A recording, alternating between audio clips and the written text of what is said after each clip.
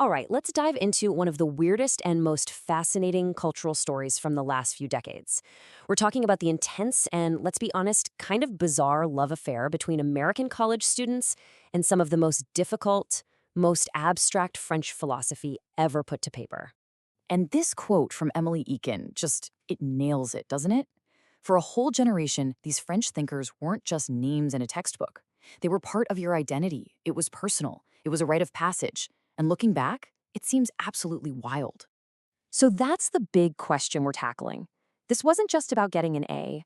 We're talking about super dense, complex theory from guys like Foucault, Derrida, and Deleuze somehow becoming this vital cultural force for young people just trying to figure out who they were.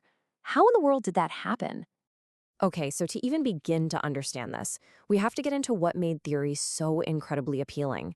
Because it was about way more than just the ideas themselves. It was really about the power those ideas gave you. Think about it. In these hyper-competitive university settings, theory became a secret weapon. If you could master this difficult language, you had an edge. It gave you this incredible intellectual confidence, a way to feel special, and a powerful set of tools to just tear apart traditional books and ideas. It made you feel smart, and it made you feel smart fast. And here's the crazy part. Even though the philosophy was mind-bendingly dense, some of its uses offered what you could almost call a shortcut to sounding brilliant. And the big one was the practice of deconstruction. Listen to this quote from the scholar Peter Brooks, because it's so revealing. Deconstruction basically lets students skip over all the traditional stuff, like historical context or the author's biography, and jump straight to finding contradictions and holes in a text. You could create something that sounded unbelievably sophisticated with, like Brooks says, not a lot of the traditional legwork. It was a high-reward, low-risk strategy. But it goes so much deeper than just academic strategy. And this is where the story gets really fun. See, students weren't just passively absorbing theory, oh no. They were actively hijacking it, taking it apart, and twisting it for their own purposes in ways that professors never, ever intended. So you ended up with these two completely different worlds. You had the professor on one side, setting the agenda, being the gatekeeper for the right way to read these texts. And then you had the students, who were basically poaching ideas. They treated these texts less like schoolwork and more like magic spells, prophecies, and secret codes for insiders. And the key to understanding how they did this comes down to a literary term. It sounds a little fancy, I know, but stick with me, because it's the secret logic behind this whole thing. The word is parataxis. What is parataxis? Put simply, it's reading and thinking in fragments. It's about mashing things together, without the usual logical connectors. It's the logic of a collage, the logic of a remix. And it was the perfect way for students to consume and play with these big, heavy ideas.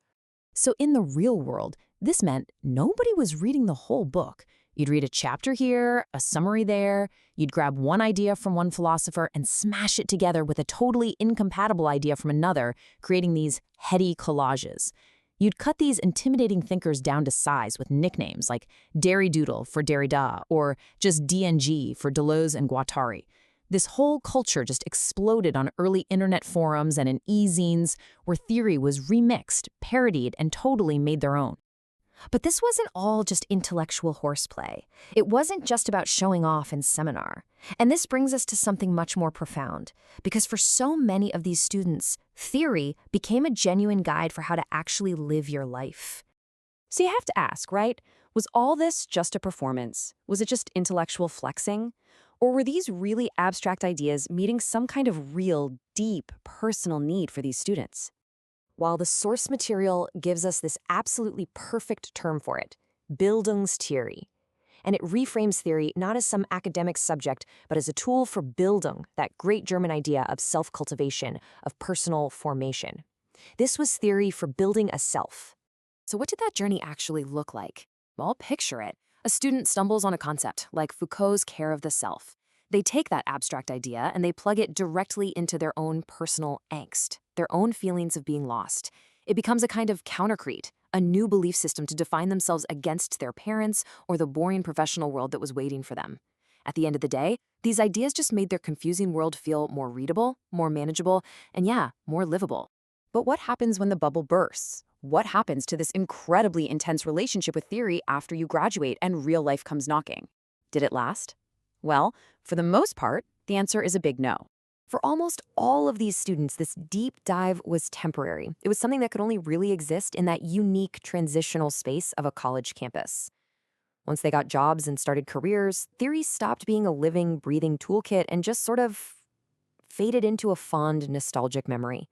And this whole process led to something the source calls the privatization of knowledge. It's a great phrase. It means that the shared, communal, often rebellious experience of theory on campus, it retreated. It became a private, individual thing you'd use to justify your later life choices, like a little bit of intellectual seasoning for your career, but not a shared practice anymore. So, if it didn't create a generation of French philosophers living in America, then what was the point of it all? What was the real lasting impact of this whole phenomenon? The legacy wasn't about changing universities. It wasn't about pumping out more theory professors.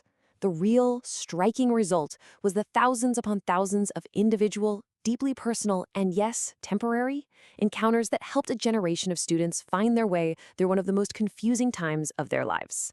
And this quote from Michel Foucault himself just says it all perfectly. This is what those students were really looking for. They were just trying to collect facts. They were using ideas to get free of the person they were told they were supposed to be. It was all about transformation. Which really leaves us with a final thought. We all do this, don't we? To some extent. We borrow ideas, we remix them, we misunderstand them in ways that help us make sense of our own lives. So the question is, what ideas, from philosophy, from a movie, from anywhere, have you poached to build and understand your own world?